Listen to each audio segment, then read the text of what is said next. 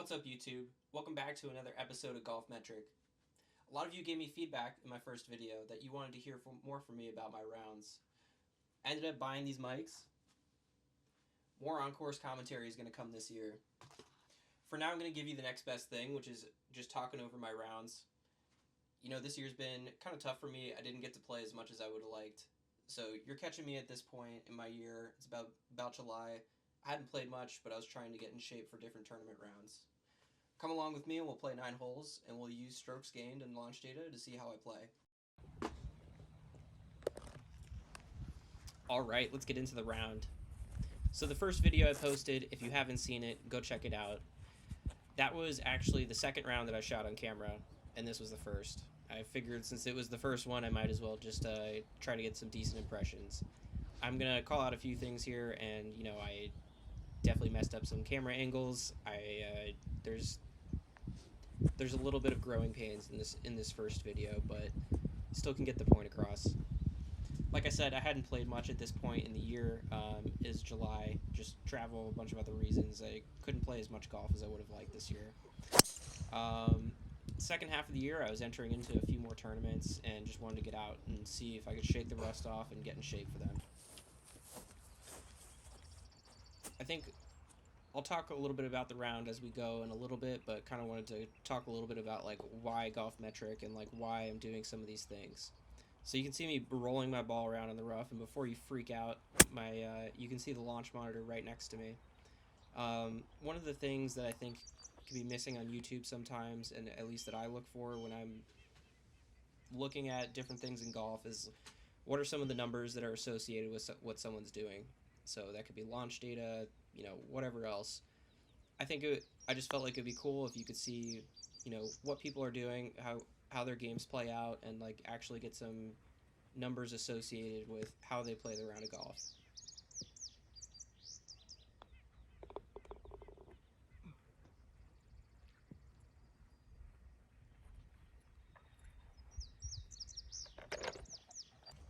Alright, second hole, it's par 5.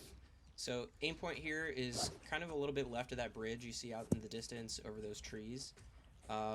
This plays a little bit downhill, so you can hit a little further. Just trying to get it down to the end of the fairway, it usually can leave you like a mid to long iron in, so it's usually a pretty gettable par 5. Given that, again, I hadn't been playing that much in this particular year, I didn't have a great feel for my swing. Kind of left this one out to the right.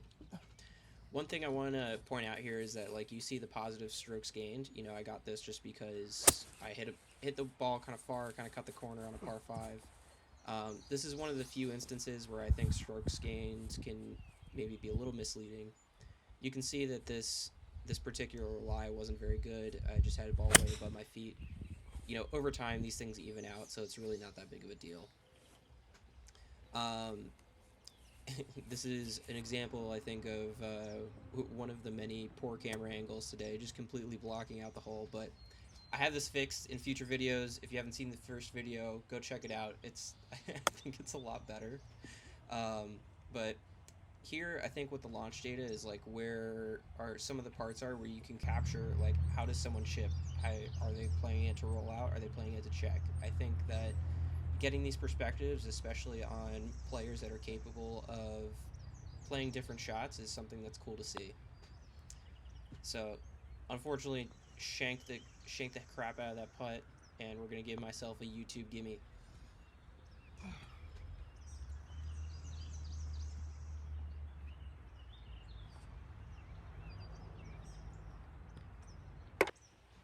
Alright, third hole.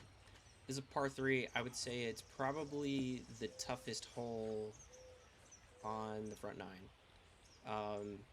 It plays a little bit uphill. It can play a little longer. It's usually kind of around 220. Here is a little moved up, so I had a 5 iron, and the pin was right in the middle. Unfortunately, hit a huge flare here, kind of similar to the drive on 1. In general, this is my miss. If I'm going to miss anywhere, it is usually out to the right. If I start hooking it, it's generally an overcorrection because I'm getting sick of doing that. So, again, this is early. I'm just trying to figure out my golf swing here, so you're going to see some sketchy shots today.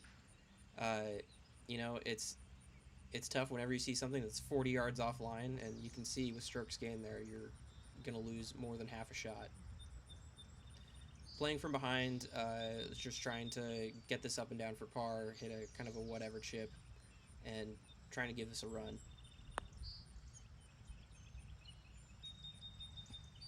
Hit a pretty solid putt here, but as you can see, this had zero chance of going in if I hit that. Rolled it as well as I would have liked, and I missed low, hitting it 8 feet past. So I not an ideal start to the round, just missing putts and not doing so well, but you know, it is what it is. Just trying to shake the rust off.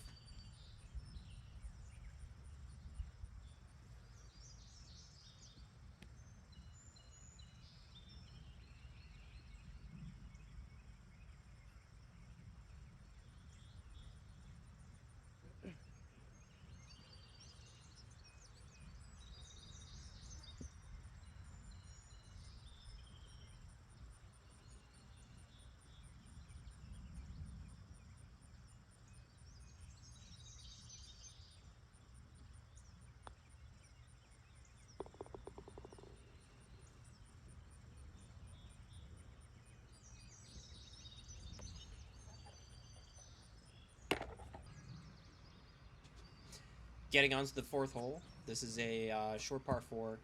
There's two cross bunkers around like 250. I've tried squeezing driver past them, but there's long grass on both sides. It gets kind of messy. I think in addition to that, as you're going to see on this shot, you can miss it like 30 yards left, and it's really not that big of a deal. I really have not seen, even with good players, a lot of people push driver. I think the only situation you could maybe do that is like in a scramble or something. I've hit even a couple good ones where they get caught up with the wind and it's whatever. You can see more of me trying to figure out how to use my launch monitor in the rough, and I think I've come to the conclusion that as good as this launch monitor is, this is the Bushnell Launch Pro, it does not work in the rough. It also does not work if you're on the driving range and you have a ton of sun pouring into it. It doesn't like that. Um, I've owned a couple different launch monitors at this point. I've had the Mevo Plus, the FlightScope XI Tour, um, and now this is the Launch Pro. I think that this is probably my favorite one. I think especially if you're going to do on-course stuff, having the screen and not having to connect your launch monitor to another device is like saves you so much hassle. I think too that this has probably been the best for on-course in terms of giving like good reads. I think a good way to measure a launch monitor is like how often does it give you bad data, and I think that this probably gives bad data the least amount of time. All that being said, you can't really do stuff out of the rough, which kind of sucks. I think I really wanted to show how much spin and the launch and stuff like changes when you get like a flyer, for example. Um, but until I get something else, we're not going to be able to do that. Anyways, dumped a wedge into the middle of the green here and just lagged it to this point. So just cleaned up par. Right, on to the fifth hole. This is par five down the hill. This is a really fun par five because if you hit a good one, you can definitely score here. What's kind of tricky is that there's sort of like a slope fairway. It slopes from left to right, so you really kind of almost need to land this in the left rough, left side of the fairway if you want to hold it. It kind of depends on like how firm it is, how long the grass is at that point. But if it gets kind of bouncy, you can very easily hit it into this right rough. And the dangerous part is if you overcorrect and go to the left side, you can very easily go out of bounds into the woods. So that creeps up. You can kind of see it on the left side there. So it's even though it's kind of wide open, it creeps up on you more than you think, and you really have to hit a good drive. I ended up in kind of an okay spot here, and I would say that even though this was in the rough, it was kind of a dried out spot, and it really wasn't too thick of grass. So I ended up catching like a massive flyer lie and hit this like 30, 40 yards long over the flag into the rough, or into the hazard. So I had to drop here and hitting four. Just trying to get this close. So I would say a lot of the greens at Blacksburg Country Club are fairly flat. This is one of the ones that actually has a little bit of slope from front to back. You can't really see it too much here, but it's if you get to the wrong side of the hole here, you can get stuff running away from you.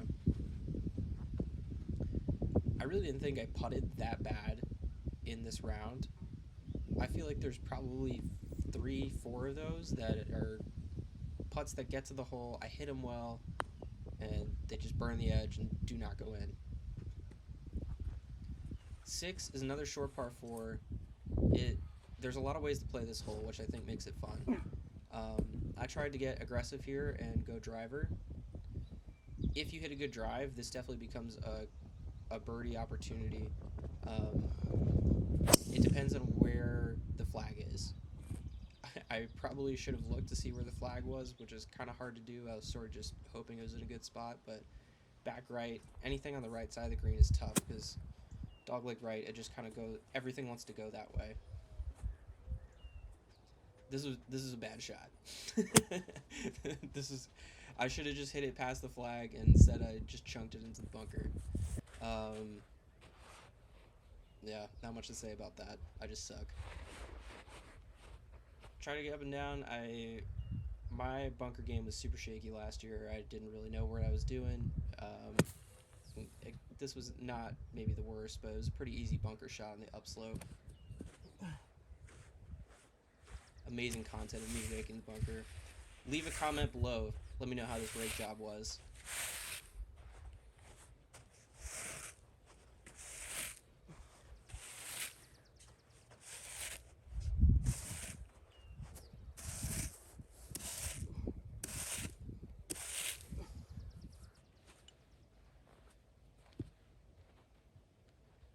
Alright, 12-footer for par. A little bit of break. Again, let's just see if we can make a putt. I haven't really made anything all day.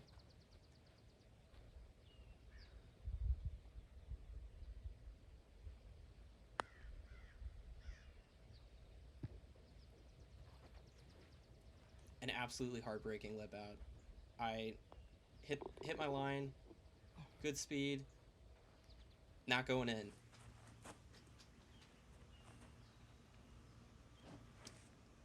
Seven is a fun par 3. I think 7 is a good example of like why this course is designed well. I think mountain courses can get a little janky sometimes if you're hitting 20 yards up or down a hill. This is plays about 10 yards downhill, but I mean, as you can see, it's kind of like tee box is up high, green is up high. They do a good job of taking out a lot of the slopes that could really affect a hole and how it plays. So if it's a big high elevation change like on the other par 5, you're hitting down into an area, and even if you hit back uphill, it's maybe not as much as it would have been.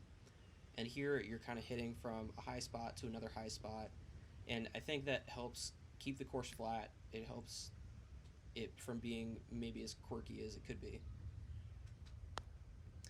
Finally, a good look at birdie. I feel like I'm just going backwards in this round. Another good putt that just does not go in. You can see him racking up the negative strokes gain on the putting green. It's getting tough.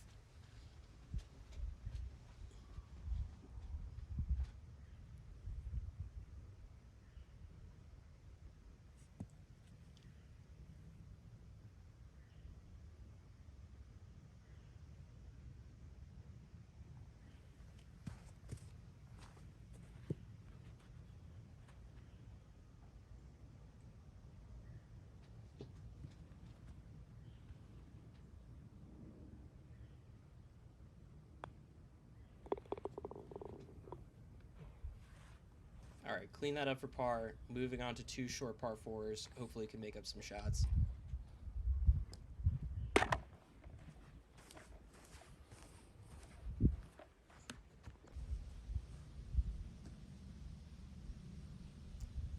Even though I've made 0 effort to try to take advantage of opportunities, the last 2 holes here on the front 9 at Blacksburg, they can provide 2 really good shots at birdie. I would say it's probably around like 310, 305 or 310 to the front edge of the green. So if I hit just a normal good drive, I can get onto the green. Absolutely pulled the crap out of this one. I think I definitely didn't hit this great, but something I noticed I think through this round was I was really spinning my driver a lot. Ended up going to a new shaft after this just because I don't know, I just couldn't. I've never been able to get a Ventus, at least what I think is like an untipped one, to spin properly for me, and I don't know why. I think like it. I play the 6X. I think it's a good shaft. It feels great, but I probably need to do some stuff with the tipping and maybe some other things in order to get the spin down. So that first one, I had to take a penalty drop. There's a hazard over there. Ended up hitting a great chip up to here. So just trying to save par.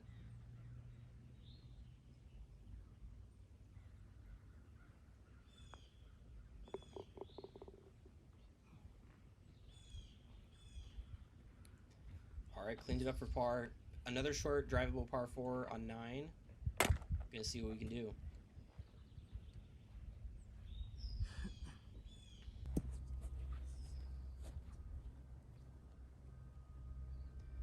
So can't see the green from this camera angle. Maybe I'll try to fix that in the future. But it's 350 down the hill. It's probably like 30 yards downhill or so. Um, Green is kind of where those arrows are pointing. Just trying to hit it straight. There's OB right, or I should say maybe a lost ball and Woods right. Missing left is fine, but it gives you a tricky shot at the green because you kind of have to go up a hill. I not only missed it left, I probably missed it about 50 yards left of what you would consider a left miss. uh, this is, I don't think I've ever hit another ball like further left on this hole. This was 80 yards left of the pin. I hit it behind 18 green. That was kind of a knuckly drive, and I think it just took a big hop as soon as it got on the ground. Um, Not a great wedge. I think whenever I hit a wedge bad, it kind of looks like that. I just leave a ton of stuff out to the right, so hoping to get that cleaned up in 2024. It's been a brutal 9 holes, so definitely not my best stuff. I think that there was some expectation management just because it was, again, early in the year, at least for me, and I was just trying to sort some stuff out.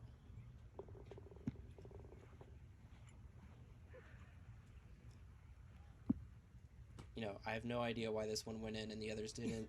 That fist bump was definitely sarcastic, but we'll take it. Nothing but good vibes during golden hour. Let's let's take a look at my stats. I'll do a quick overview of that.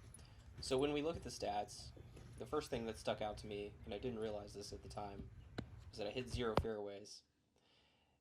Funny enough, that was actually not like my worst category, 0.7. It was second worst, but I think a lot of the damage was really done on 8 when I hit one into the hazard, and I think it came out to like negative 0.87 shots. So, I mean, if you look at the rest of the round, even though I hit 0 fairways, it's still generally kind of okay. And I think this is where distance comes into the picture. If you can hit it far, you can still make up shots even if you're hitting it in the rough. So it's one of those things where I think Bryson has proven this, but if you go out and you hit it far, you're going to be able to make up strokes regardless. Did I do a good job of this today? No, I did not. But it's still, this is where stroke gain can show you where you've done things well that might not be quite as obvious. I think like if you just take the classic example of like, oh, you hit 0 fairways, you better go work on the driver. It's like, my driver wasn't great, but you can see that I was still generating value in different ways. I think looking at approach, this 1-on-5 was obviously the worst shot of the day, but I didn't hit it that bad. I kind of hit it where I wanted to, but it just came out super weird and had 0 spin, and it went, I hit an 8-iron that went 200 yards uphill over the green. So kind of rare that you're going to go into a hazard hitting it 30 yards long, but that's what happened there. On the other hand, the next shot, on the next approach shot on the other hole, that was a terrible shot.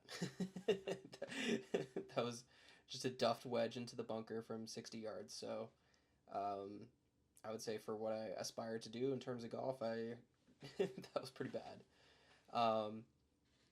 Putting, I didn't feel like I put that bad. I think it definitely showed up. This too was a terrible putt, but sort of made it up on the last. Maybe the one thing to take away there is that you can't make up too much even if you do something great on one hole. You really have to be consistent in order to shoot good scores. So you can go and take a look.